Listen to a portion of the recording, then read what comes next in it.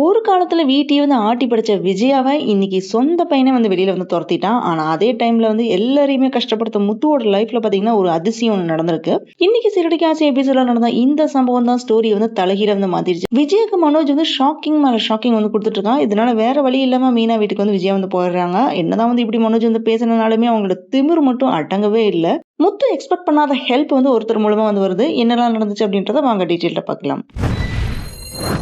சிறடி காசி சீரியல்ல இப்ப இந்த ஸ்டோரி ரொம்ப பெரிய டர்னிங் பாயிண்ட்ல தான் இருக்குன்னு சொல்லணும். இது வரைக்குமே எல்லாரையுமே அவங்க கண்ட்ரோல்ல வச்சிருந்த விஜயாவை இன்னைக்கு யாருமே வந்து அக்செப்ட் பண்ணாத சிச்சுவேஷனுக்கு வந்துட்டாங்க. மெயினா பாத்தீங்கன்னா அவங்களோட சொந்த பையன் மனோஜ் கொடுத்த ஷாக்கிங் தான் இந்த எபிசோட்ல இருந்து ரொம்ப பெரிய இமோஷனல் மொமெண்டா வந்து இருக்குது. விஜயா மனசுல வந்து என்ன நினைச்சிட்டு இருந்தாங்கன்னா, எதுவானாலுமே என் பக்கம் வந்து மனோஜ் இருப்பான் அப்படின்னு நினைச்சாங்க. ஆனா லைஃப் பாத்தீங்கன்னா சில நேரம் நம்ம எக்ஸ்பெக்ட் பண்ண மாதிரி வந்து நடக்காது. ஸ்ருதியோட வீட்டுக்கு போன விஜயா அங்க இருக்க முடியாம வேற வழி இல்லாம மனோஜோட ஷோரூம்ல வந்து உட்காந்துருக்காங்க. அந்த சீன் இட் செல்ஃப் ரொம்ப பெயின்ஃபுல்லா தான் வந்து இருக்கு. ஏன்னா ஒரு காலத்துல வந்து எல்லாருமே ஆட்டி படைச்ச விஜயா இன்னைக்கு ஸ்டே பண்றதுக்கு கூட வந்து இடம் இல்லாம அலைஞ்ச மாதிரி தான் வந்து ஃபீல் ஆகுது. உங்களுக்குமே அப்படிதான் வந்து தோணி இருக்கும் அப்படின்னு நினைக்கிறேன். அதுக்கப்புறம் அண்ணாமலையே வந்து டைரக்டா மனோஜ் ஷோரூமுக்கு போய் விஜயா வந்து கூப்பிடுறாரு. அவரோட வாய்ஸ்ல வந்து கோவம் இருந்தாலுமே உள்ளுக்குள்ள வந்து ஃபீலிங்ஸ் இருக்குது. வா வீட்டுக்கு போலாம் அப்படின்னு சொல்லும்போது கூட விஜயா ஈகோவை வந்து விடவே மாட்டேன்றாங்க.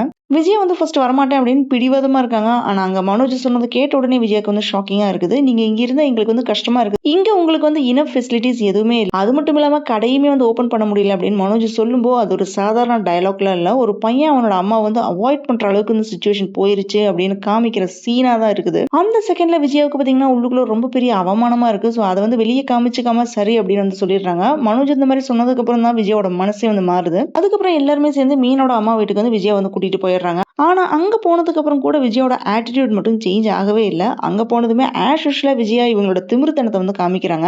எனக்கு இங்க வர கொஞ்சம் கூட இஷ்டமே இல்லை. இவங்க எல்லாருமே சொன்னாலதான் நான் இங்க வந்தேன் அப்படின்னு வந்து சொல்றாங்க. அவங்க இந்த மாதிரி சொல்றது வந்து இவங்களோட ஈகோ வந்து தெள்ள தெளிவா வந்து தெரியுது. ஆனா இங்கதான் முத்து கேரக்டர் வந்து எகெயின் ஷைன் ஆயிருக்கு. என்னதான் வந்து முத்துக்கு வந்து கஷ்டம் இருந்தாலுமே விஜயா வந்து டிஸ்ரெஸ்பெக்ட் எல்லாம் பண்ணல. அப்ப முத்து வந்து என்ன சொல்றான்னு பாத்தீங்கன்னா, நீங்க இங்க வந்து நிம்மதியா இருக்கலாம் மம்மி அப்படின்னு வந்து சொல்றான். என்னடா புதுசா மம்மி எல்லாம் கூப்பிடுற அப்படின்னு விஜயா வந்து கேக்குறாங்க. முத்து வந்து மம்மின்னு கூப்பிடுற சீன் வந்து ரொம்ப சாஃப்டா இருந்துச்சு. அதுல அஃபெக்ஷன் வந்து இருக்குது, சர்க்காசம் எல்லாம் இல்ல. ஆனா விஜய் வந்து அதையுமே வந்து அக்செப்ட் பண்ண முடியாம புதுசா மம்மின்னு கூப்பிடுற அப்படின்னு வந்து கேக்குறாங்க. அதுக்கப்புறம் முத்து மீனா ஸ்போக்கன் இங்கிலீஷ் கிளாஸ்க்கு போறத பத்தி வந்து சொல்லும்போது கூட விஜய் வந்து கேலி பண்றாங்க. அதுக்கு விஜய் வந்து என்ன சொல்றாங்கன்னு பாத்தீங்கன்னா, இனி நீங்க படிச்சு என்னத்த கிழிக்க போறீங்க அப்படின்னு திமிரா வந்து கேக்குறாங்க. அந்த ஒரு டைலாக்லயே இன்னும் உங்களோட மனசு வந்து சுத்தமா மாறல அப்படின்றது நல்லாவே வந்து புரியுது.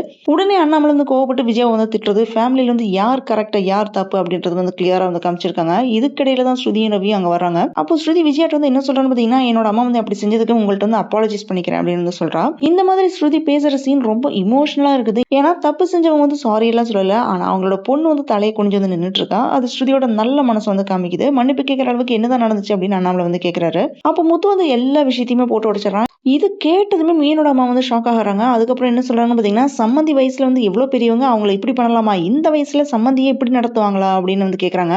அந்த வீட்ல விஜய்க்கு பாத்தீங்கன்னா ஃபர்ஸ்ட் டைமா கொஞ்சமா ஹியூமனிட்டி கிடைச்ச மாதிரி வந்து ஃபீல் வருது. ஆனா இன்னைக்கு எபிசோட்ல பிக்கஸ்ட் டர்னிங் பாயிண்ட் என்னன்னு பாத்தீங்கன்னா, முத்துவுக்கு கிடைச்ச அந்த அன்எக்ஸ்பெக்டட் ஹெல்ப் தான். முத்து மீனும் கிளம்பி ஸ்போக்கன் இங்கிலீஷ் கிளாஸ்க்கு வந்து போறாங்க. ஸ்போக்கன் இங்கிலீஷ் கிளாஸ்ல முத்து ஒரு புது ஃப்ரெண்ட் வந்து மீட் பண்றாரு. சாதாரணமா பேச்சு வந்து ஸ்டார்ட் பண்ணி மெதுவா முத்துவோட லைஃப்ல இருக்கிற ப்ராப்ளம்குள்ள வந்து போகுது. முத்து வந்து என்ன சொல்றான்னு பாத்தீங்கன்னா, வீட்டை பத்தி, ஃபைனான்ஸ் பிரச்சனை பத்தி இது எல்லாத்தையுமே வந்து சொல்லும்போது அந்த ஃப்ரெண்ட் அதை வந்து சைலண்டா வந்து லிசன் பண்றாரு. இது எல்லாத்தையுமே கேட்ட உடனே நான் ஹெல்ப் பண்றேன் அப்படின்னு வந்து சொல்றாரு. அதுக்கப்புறம் அந்த ரிவீல் தான் வந்து செம்ம ட்விஸ்டே. அப்ப முத்து வந்து அவர்கிட்ட வந்து என்ன கேக்குறான்னு பாத்தீங்கன்னா, நீங்க என்ன வேலை பாக்குறீங்க அப்படின்னு வந்து கேக்குறான். நான் இன்கம் டாக்ஸ் டிபார்ட்மெண்ட்ல வந்து ஒர்க் பண்றேன் அப்படின்னு வந்து சொல்றாரு. அதை கேட்ட உடனே முத்துக்கு வந்து ஒரே ஷாக்கிங்கா இருக்குது. அப்ப முத்துக்கு ஒரு நம்பிக்கை ஒண்ணு வருது.